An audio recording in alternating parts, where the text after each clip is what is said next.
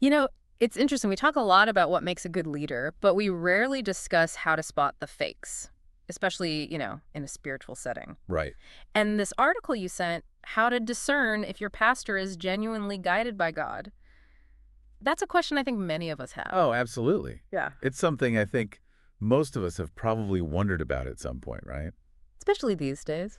Yeah, and this article, it kind of throws a curveball. It doesn't start with what you think. Yeah. I was expecting, like, here's the traits of a good leader. Uh-huh. But instead, it's like, here's the wolf in sheep's clothing checklist. I know. I thought that was so clever because rather than just saying, here's what to look for, this is like, here's the red flags, here's Right. the things that should make you go, maybe not. Something's a little off here. Yeah, makes you Right. think differently about it. So let's dive into some of these. The first one is leaders who focus on themselves over their faith. Right, and they even go back to John, where it says, he must increase, but I must decrease. Right. Which, that's such a simple idea, but it has huge implications for leadership, right? Like, Okay. is this person here to serve their ego or to point other people towards something larger than themselves? It's so easy to get caught up in the moment and not realize. Totally, totally. And that's why I think a checklist like this is so helpful, because it gives you real things that you can look for. Yeah. Like, how often does this leader,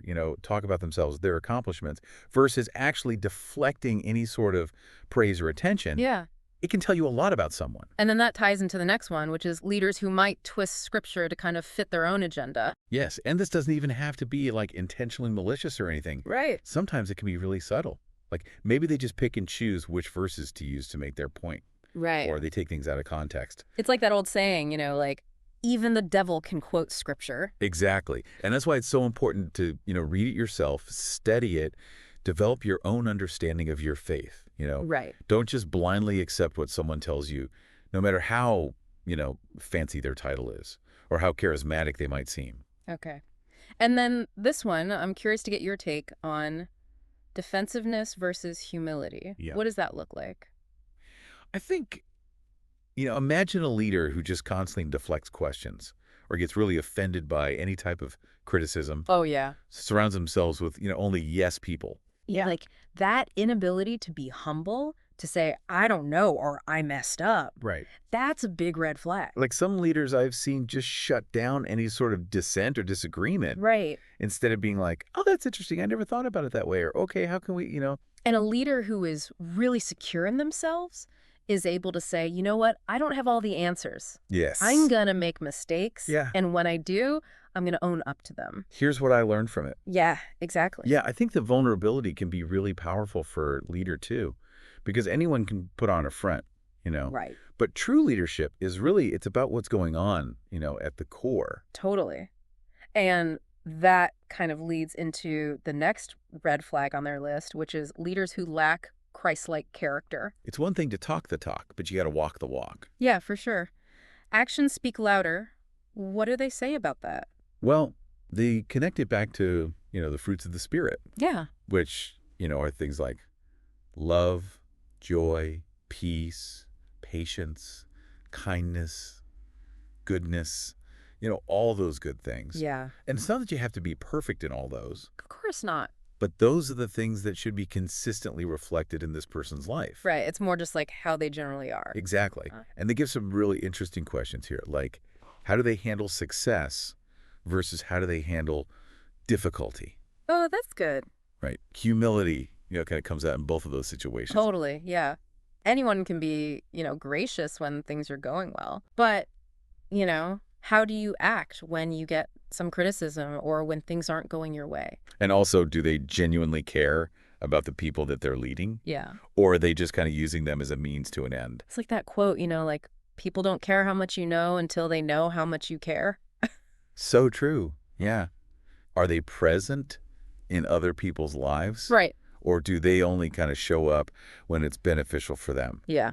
And then the last one on this red flag checklist is, are they consistent? Okay.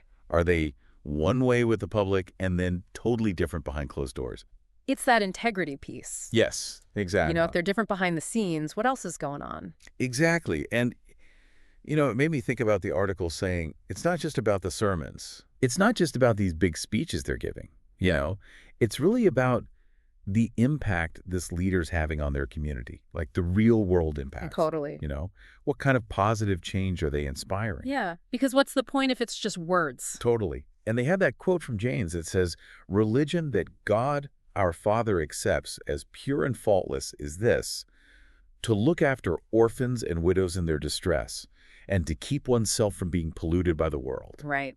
It's Yeah. like, is your community actually prioritizing serving those in need? It's a good thing for anyone listening to think about. Totally. Like, is there a disconnect between what is being said Right. and what's actually happening? Because at Yeah. the end of the day, it should be more than just talk. Totally. And I love how they talk about asking the right questions, Okay. but doing it with tact. Yeah. Like, it shouldn't be confrontational. Right. Right. Even if you have concerns, it's like, how do you approach that? Exactly. Yeah. Exactly. And one of the ones they specifically mention is asking about finances, Oh, yeah. That can be a tough one. which understandably so. Yeah. Like, that can be kind of a touchy subject. But they frame it in a way where it's not about, I'm suspicious of you. Yeah. It's about, I believe in healthy leadership. Right.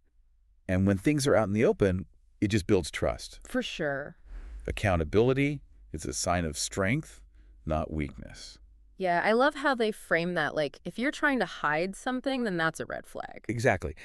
And it's not really even about the money per se. Right. It's about, are you being a responsible steward? Right. Yeah. Like, are you being ethical in how you're handling things? It's like a measure of their integrity. Exactly. How they handle responsibility in general. And it's not just finances. It's about being willing to have those tough conversations. Yeah. And being willing to receive that feedback. Right. Hey, how are we doing? Right. And is there anything we could be doing differently? And ultimately, I think it comes down to like trusting your gut, Yes. your intuition, your discernment. 100%. And, you know, the article talks a lot about how we can't just rely on these external things, Yeah. you know, these lists, these factors. Yeah. We really have to develop our own internal compass, Right. that ability to say, you know, something feels right about this. This feels off. Yeah. This feels off. Exactly. And a lot of that just comes back to prayer, you know, Right. and really connecting with, you know, whatever you view as that higher power, that inner wisdom. Yeah. It's like not just observing, but actually like going inward Totally. and kind of like being quiet and listening. 100%. So what are like some of the ways that the article talks about? How do we approach this whole prayer and discernment? Well, you know, for one, it's not just a one-time thing. It's Right. like this is an ongoing conversation Yeah. like you're having. It's about really like creating space for that in your life. Right. And not expecting like a yes or no answer. It's not like, here's the answer. Totally. It's Definitely. really about cultivating a deeper relationship Yeah. with, you know, your faith, with your intuition. That sense of just knowing that comes from within. And that takes time. It does. And then practice and like being open to, I don't know, to being surprised by what you hear. Totally. And it's not always what you expect. Right. Yeah, exactly. And I think that's where that trust comes in. 100%. Even if we don't know the answers right away, Yeah. trusting that, you know, if we're seeking that guidance, we'll figure it out. Totally. Like you have everything you need within you already. Yeah. It's just about tapping into that. Yeah. And I love how the article talks about it's not about having perfect discernment right away. Right. It's like this is a lifelong process. It's like building a muscle. Yeah. The more you use it, The stronger it gets. the better you get at it. What would you say to someone who's listening who is like, oh my gosh, this is a lot? Yeah. I would say just remember, you already have what you need. Yeah. You have intuition, you have life experience, you have this connection to your faith. Trust that. It's so easy to look externally Oh, for that validation, to have someone be like, you should do this, or this is the right thing. Yeah, and it's a process. Yeah.